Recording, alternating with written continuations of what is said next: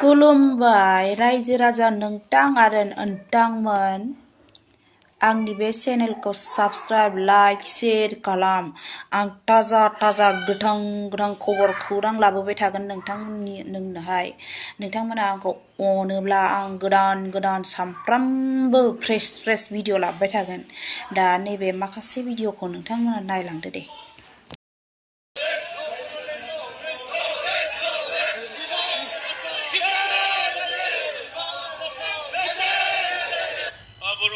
फरायसा आफादा थामथिबा दिल्लीयावहाय जन्तर मन्तर नैबे प्रग्राम जायगायावहाय जोंना आलादा रायजो सोरजिनाय बर'फोरनि देरसिन सिमां सेभरेज स्टेट बड'लेण्डखौ जों दिनै जाफुंसार होफैदों दा बेयावहाय जोंहा दिनै बर'फोरनि देरसिन सिमां आलादा रायजो बेखौ जों जाफुंसार होनायाव बर' माहारि फरायसा आफादा जिहेतु जोनोम जानायनिफ्रायनो जों थांखि लादों बे थांखिखौ दिनै जों मालाबाबो गारनो थाङाखै आरो गारनाय नङा जेब्लानासिम आलादा रायजो मोना जों सोमावसारबाय थागोन जोंल' नङा जोंनि उनावबो गोबां जोंनि इयुन गथ' गथायफोर जोंनि फिसा फिसौ जोंनि फंबाय बिनानाव बिथांमोनाबो सोमावसारलांगोन गतिके जेब्लानासिम आलादा रायजो बड'लेण्ड सेभरेज स्टेटआ जाया अब्लानासिम जों सोमावसारबाय थागोन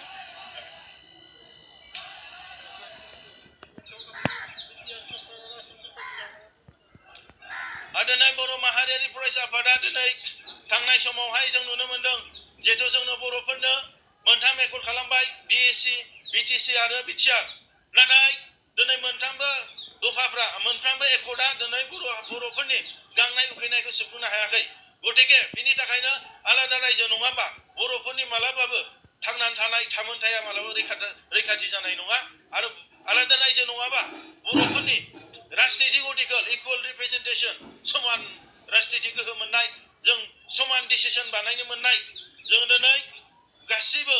डेभेलपमेन्ट प्रजेक्ट जेरै जोंनि साख्रिनिफ्राय लानानै जोंनि सोलोंथाइनिफ्राय लानानै गासिबो बिथिङाव जों थांनानै थानाय बर'नि राव हारिमु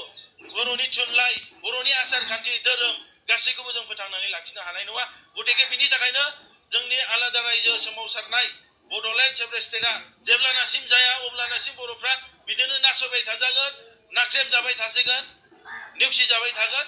बेनि थाखायनो आलादा रायजो सोरजिनाया गोनांथि बेनि थाखायनो बनसुनि सोमावसारनाया दिनैबो आरो गाबोनबो जालांबाय थागोन बर' माहारियारि फरायसा आफादनि दिनै सोमावसारनाया दिनैनि बे जन्तर मन्तर दनाल' नङा नाथाय जोङो दिनै बर' माहारियारि फरायसा आफादा जे जोङो बुंदों टटेल रिभलिउसन बे सोमावसारनायखौ जों मा एंगोलजों लांगोन जोङो दिनै बर' माहारियारि फरायसा आफादा गोबां जोंनि खाथिनि ट्राइबेल लिडार्सफोर चिफ मिनिस्टार बिथांमोनजों जों लोगो हमदों बिथांमोना बर'नि इस्युखौ मोजां मिथिगौ आरो बर'नि इस्युआ सोमावसारनाया गोबां बोसोर जाबाय होननानै बिथांमोना मोननायखौ लुबैदों नाथाय बर'नि दैदेनगिरि बर'नि आफादफ्रा जेननानै थानायखौ बिथांमोना दुखु मोनदों नाथाय बिथांमोना जोंखौ गोबां एसुरेन्स होदों दे नोंथांमोननि यां जेनेरेसन नङाबा आलादा रायजोखौ मोननाय नंलिया गतिके दिनै बनसुनि जि डिमान्ड बे डिमान्ड आलादा रायजो सोरजिनायखौ जों लांनो थाखाय जोङो दिनै धरना लामा होबथानायल' नङा नाथाय लिगेल सिस्टेमजों जों लांनो नागिरदों दिनै सुप्रिम कर्टआव केस होनो थाखाय जों लाहार फाहार खालामदों दिनैहाय जोंहा दिनै नौनोगोर माखासे हिस्ट्रिकेल बिनि बेसिसाव माखासे जोङो लिरनाय माखासे प्रेजेन्टेसनखौ जों बानायगासिनो माखासे सिनियर लिडार्सफ्रा जोंजों जयैनो बे हाबाफारिखौ मावगासिनो आरो बनसुनि जानानै आलादा रायजो बिग्रा गोबां आफादफोर दं बिथांमोना एमपि बिथांमोना दिनै बनसुनि जानानै बावैसो समावनो बनसुनि जानानै पार्लियामेन्टआव आलादा रायजोखौ होनांगौ होननानै बिथांमोना दैथायगोन 0 आवार्सआव दा बेनि थाखायनो जों मोजां खौरां आरो जोंजों दिनै जोंनि हाबाफारिखौ सापर्ट होनो थाखाय गोबां आलादा रायजो बिग्राफोर दिनै मिथिला बिहारनि आरो दिनै बिल प्रदेश बिग्रा बिथांमोना दिनै सापर्ट खालामदों आरो जगदान खालामदों आरो फैबाय थानाय समाव बर' माहारियारि फरायसा आफादनि जि लं स्टेन्डिं डिमान्ड आलादा बर' रायजो जानायनि थाखाय जि जों खस्थ' संग्राम खालामदों सोमावसारदों बे जेब्लायबो जाबाय थागोन जेब्लानाखि जों पलिटिकेल रिप्रेजेन्टेसनखौ जोङो इकुवेल मोनथाय मोना जेब्लानासिम जोंनि बर'नि राव हारिमु थुनलाइ आसार खान्थिखौ जों फोथांनानै लाखिनो थाखाय जों मोजां सुबिदा मोना जेब्लानासिम जोङो दिनै हा हुखौ जों रैखाथि होनो थाखाय जों मोजां गोहो बोलो मोना अब्लानासिम जोंनि सोमावसारनाया जों जाबाय थागोन आरो बर'फोरनि थामोनथा रैखाथिनि थाखाय बर' माहारियारि फरायसा आफादा जेब्लायबो खामानि मावगोन जेब्लायबो सोमावसारगोन आरो बनसुनि जे हाबाफारि बे दिल्लीनि जे जन्तर मन्तर बे जन्तर मन्तरनि हाबाफारिया दिनै मोजाङै जोबनानै थांबाय आं बयखौबो बे मिडियानि गेजेरजों जोंनि बनसुनि दैदेनगिरि बिथांमोनखौ बिथांमोनजों लोगोसे गासैबो रायजो राजा बिथांमोन जाय बनसुखौ खालामनानै बर' हारिखौ मोजां मोननानै आलादा रायजो सोरजिनायाव दिनै मेङालासिनो गोजां बोथोरब्लाबो फैनानै खस्थ' गावनि बेसेन गोसाखौ दोननानैबाबो दिनै सोमावसारफैदों बिथांमोनखौ आं रोजा रोजा साबायखर बावो आरो बेजों लोगोसे बनसिनो दिनै बे हाबाफारियाव फैनानै बाहागो लानो थाखाय जे रां रुफा सापर्ट खालामबाय जोंनि बनसिनि दैदेनगिरि बिथांमोनखौ जि सापर्ट खालामबाय जोंनि समाज सिबियारि दिनै मेलेमजिबि बुद्धिजिबि गासैबो जोंनि बर'नि मानगोनां गेदेमा नोंथांमोना जि सापर्ट खालामबाय नोंथांमोनखौबो आं बनसिनि आफादगिरि जानानै आं बे मिडियानि गेजेरजों आंनि अननाय आरो सिबिनाय आरो साबायखर बावहरनाय थाबाय दिनैहाय जोंहा बर' माहारियारि फरायसा आफादनि जि लं स्टेन्डिं डिमान्ड बे डिमान्डआ दिनै 2020नि बिटिआर एग्रिमेन्टनि उनाव जोबनानै थांबायमोन बर'फोरनि सिमां बर'फोरनि देरसिन आलादा रायजो सोरजिनायनि जि थांखि बे जोबनानै थांबायमोन नाथाय दिनै बेनि उनाव बनसिनि जि डिमान्ड बे डिमान्डआ जोबाखै बर'फोरनि जि सिमां बे सिमांखौ जों लाखिबाय थादों दिनै फोथांनानै जों लाखिदों आरो लाखिलांबाय थागोन नाथाय 2020नि उनावहाय जाय सिगनेटारिस बिथांमोना दिनै एमपि जाबाय दिनै बिथांमोना रायजो सभा लकसभानि दा बिथांमोना बे बिटिआर मोनखांनायनि उनावहाय बेनो फाइनाल एन्ड कमप्रिहेन्सिभ होननानै बिथांमोना भारत सरकारनि गेजेराव सारेन्डार जाबोबाय जाय सिगनेटारिस बिथांमोना दिनै बर' रायजोनि थाखाय बुंगोनखौ आं नुहुराखै मानो होनब्ला बिथाङा बुङोबा बिपद जागोन बिथांमोना कुइसन जागोन दे नोंथांमोना मैया दाख्लैसो सिगनेचार लानानै थांबाय बे दिनैहाय बिटिआर लाबोबाय आलादा रायजोखौ नांला होननानै अब्ला बिथांमोना जोंनि जानानै बर' हारिनि जानानै बे आलादा रायजोखौ बोरै बिफिननो हानो बेखौनो पसिबोल नङा गतिके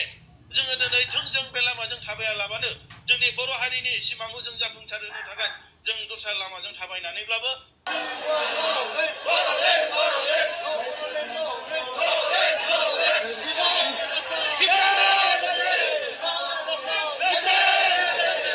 बर' माहारियारि फरायसा आफादा थामथिबा दिल्लीयावहाय जन्तर मन्तर नैबे प्रग्राम माबा जायगायावहाय जोंना आलादा रायजो सोरजिनाय बर'फोरनि देरसिन सिमां जन्तर मन्तराव भारतनि राजधानी दिल्ली जे जन्तर मन्तर बेवहाय जोङो मानो फैनांगौ गोनां जादों दिनै बर' स्टुडेन्टफ्रा मानि थाखाय फरायनाय कलम लेखाखौ दोननानै मानि थाखाय बे दिल्लीनि बे थोर मावलायनाय गुसुआव फैनांगौ मानो गोनांथि जाखो जों फैनांगौ गोनाङा बेनो जे जोंखौ आसामाव अलवेज कनस्टिटिउसननि जथ' जोंनि राइट्स दं मोन्थाय दं भारतनि संबिधाननि जे मोन्थाय दं बेखौ सब समाय जोंखौ नासयबाय थायो जोंखौ राइट टु स्पिच बेखौबो जोंखौ खुगा फांथेनो नागिरो जोंखौ राइट टु प्रटेस्ट जोंखौ प्रटेस्ट खालामनो नागिरबानो जोंखौ पारमिसन होआ बन्द खालामो जों बर'लेण्डनि डिमान्डआथ' दानि डिमान्ड नङा गोदो 50 बोसोर जाबाय दिनै 50 बोसोर सिगांनिफ्रायनो बे डिमान्डआ जाबोगासिनो दं बर'फोरनि बिखायाव हारायाव मेलेमाव रोदायाव हाबनानै दङ दा बे बर'लेण्ड डिमान्डखौसो जोङो थिखोफिनदों बे बर'लेण्ड डिमान्डखौसो जोङो आवाज उथायफिनदों जोङो जोंनि मोन्थायखौसो जों बिदों गुबुन हारिफ्रा जोंखौ बर' ट्राइबेलफोरखौ जेरेखम नासयगासिनो दङ बर' पिस एकर्ड जे जादों 2020नि उनाव बिनि उनाव पिस शान्ति फैनांसिगौमोन नाथाय जनक आरो जोंसार आरो माखासे बर' आइजोफ्रा मानो रेप जाखो मानो जनक आरो जोंसारा फेक एनकाउन्टार खालामजाखो जोंनि बर' सेंग्राफ्रा बिदिनो सैमा अमा बायदि बुथारजाबाय थानांगौ नामा आरो जोंनि जे राइट टु लाइफ बिनिल' खोथा नङा जोंनि जे एजुकेशन सेक्टराव बर' लेंगुवेजआ 8 शिड्युलाव गोलैनानैबाबो जों मानो एजिएस एग्जामखौ मानो दिनैसिम बर'नि क्वालिफाइं साबजेक्टआव जों मानो होनो मोना मानो एसामिस आखराव जों लिरबाय थानांगौ जों एसामिस रोङै मानसि जों ट्राइबेल मानसि जोंहा जोंनिनो हांखो दंखायो 8 शिड्युलाव जोंनि बर' लेंगुवेजआ जोंहा 8 शिड्युलाव सोजाखानाय दंखायो नाथाय मानो जोङो दस्रा हारिनि हांखोखौ जों मानो लिरनांगौ जाखो बे जोंनि सायाव माने स्टेप चाइल्ड बेबहार बिमा गदायनि फिसा खालामनानै होदों जोंखौ डिसक्रिमिनेट खालामदों जोंखौ दा बिनि थाखायसो जोङो जन्तर मन्तर फैनांगौ गोनां जादों जों बेफोर खोथाखौ जोङो जोंनि गोसो सिङाव हारा मेलेमाव लाना दोनबाय थानांगौ नामा जोंहा राइट टु एक्सप्रेसन दं फ्रिडम अफ एक्सप्रेसन दं जोंनि संबिधानानो होनाय जों मानो बाहायनो मोना जोंनि खुगाखौ मानो सुथेनानै दोननो नागिरो आसाम गभर्नमेन्ट आरो बिटिआर गभर्नमेन्टआ दा बिनि थाखायनो जोङो जोंनि न'आव जुदि जोङो बुंनो मोना मोजाङै जों लामायाव ओंखारबोनांगौ जायो थिग बिदिनो जोङो दिनै जन्तर मन्तरनि बे लामायाव जोंनि दिल्ली दुवाराव फैनांगौ जादों जोङो मेम'रेन्डाम होनांगौ जादों जोङो जोंनि अनारेबल प्राइम मिनिस्टार जोंनि अनारेबल प्रेसिडेन्ट जोङो लं स्टेन्डिं डिमान्ड बड'लेण्डआ बेखौ जुदि फुलफिल खालामबानो गासिबो बर'नि जेंनायानो सुस्रांजोबो जोङो जोंनि जायगायाव काउन्सिल दङ फिसा फिसा काउन्सिल बिटिसि बिटिआर बे फिसा फिसा काउन्सिला दिनै आसाम गभर्नमेन्टजोंनो फिदिंजागासिनो दं एखे लामायाव थांफिनगासिनो दं फाइनेन्सखौबो हमथानानै दोनजायो हमजोंबो बाहायजाबाय थायो सोरखौबा हमगोन सोरखौबा जेलाव सोगोन होननानै दरा धमकि होजाबाय थायो जों बर'फ्रा मानो मोन्थाय गैया फ्रिदम थानो जों बर'फ्राबो दिल्लीनि मानसिफोर बायदि बिहारनि मानसिफोर बायदि झारखन्डनि तेलेंगानानि मानसिफोर बायदि छत्तीसगढ़नि मानसिफोर बायदि जोंहा मानो फ्रिदमाव थानाय उदां अख्राङाव थानाय मानो जोंहा मोन्थाय गैयाबालाय मानो जोंखौ हबनि पावारजों पुलिस हमहोनाय पुलिस सिगि होनाय केस जाबसिननाय स्टुडेन्टसफोरनि लाइफ बरबाद खालामनाय बिदि दरा धमकिजों बेफोर दरा धमकि खालामग्रा गभर्नमेन्टखौ जोंनो नाङा जोंनो आलादा रायजो नांगौ आलादा रायजो मोनब्ला जोंनि मानसियानो सासन खालामदों जोंनि मानसियानो जोंखौ फ्रिदमनि थाहोदों सेन्ट्रेलनिफ्रायबो फैसाया डाइरेक्ट फैदों डेभेलपमेन्टआबो डाइरेक्ट जोंनि मानसियानो खालामदों बाहेरानि सोरबा मानसिफोर फैनानै बिजनेसमेन कन्ट्रेक्टरफोर फैनानै थाखा फैसाखौ जोंनि दखान गलायाव बाहायालासिनो बबेबा शपिं मल बबेबा दिल्ली बम्बाइआव बाहायहैजोबा बे मोनसे सिस्टेमेटिक लुटसो जोंनि धन सम्पतिखौ जोंनिनो फैसाखौ जोंनिनो काउन्सिलनि फैसाखौ जोंनाव बाहायालासिनो बबेबा बेंगालर मुम्बाइ दिल्ली